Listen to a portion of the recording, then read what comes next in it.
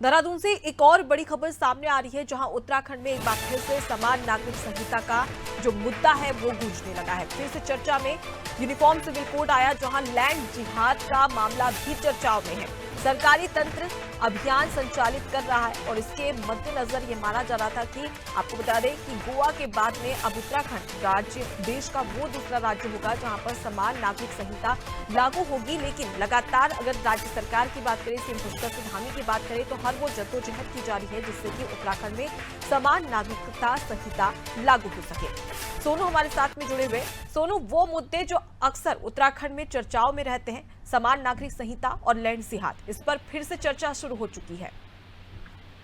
देखिए, देहरादून से लेके दिल्ली तक और दिल्ली से लेके मध्य प्रदेश तक एक बार फिर से इस पर चर्चा हो रही है, क्योंकि मुख्यमंत्री एक रोज पहले ही इंदौर में प्रवास पर थे और प्रवास के दौरान भी मुख्यमंत्री ने इन तमाम जो सरकार ने फैसले लिए हैं, इन फैसलों का सरकार ने खासतौर पर मुख्यमंत्री ने जिक्र किया। और ये एक बार फिर से चर्चाओं में है, क्योंकि लगातार सरकार फोकस कर रही है कि सरकारी भूमि पर किसी भी तरीके का लैंड जिहाद जो है वो सरकार सहन नहीं करेगी। और इसके लिए सरकारी स्तर पर सरकारी तंत्र जो है, अधिकारी जो है, वो लगातार अभियान संचालित कर रहे हैं और बड़ी मात्रा में जो है वो सरकारी भूमि जो है उसको कब्जों से मुक्त कराया है और ये अभियान लगातार जारी है। इसके अलावा एकदम समान नागरिक संहिता यूसीसी की ड्राफ्ट की बात कर लें तो ये मामला भी काफी चर्चाओं में है और उत्तर प्रदेश, दिल्ली, उत्तराखंड और मध्य प्रदेश तक अगर हम बात करें तो चर्चाओं में मामला बना हुआ है। यूसीसी के लिए गठित जो विशेषज्ञ समिति की गई थी, उस विशेषज्ञ समिति के गठन के बाद से ही समिति ने अलग अलग समय पर अलग अलग स्थानों पर आम जनमानस से, विशेषज्ञों से, समाज के अलग अलग तबके के लोगों से सुझाव लिए और उन सुझावों को रिपोर्ट में, ड्राफ्ट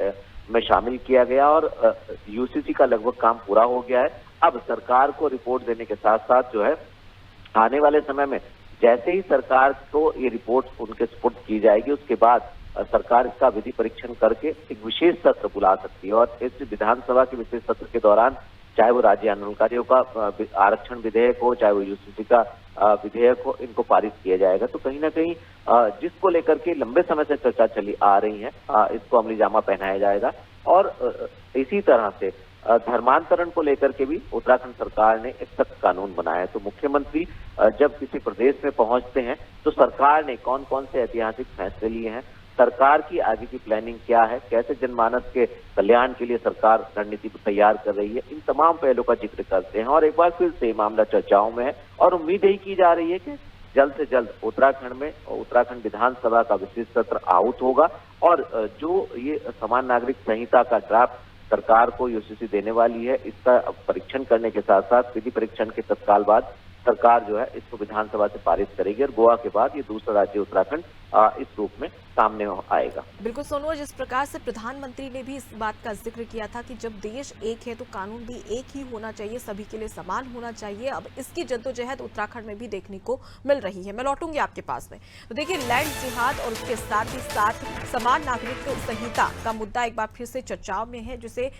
उत्तराखंड में लागू करने के लिए पुष्कर सिंह धामी लगातार कोशिश करते भी नजर आ रहे हैं।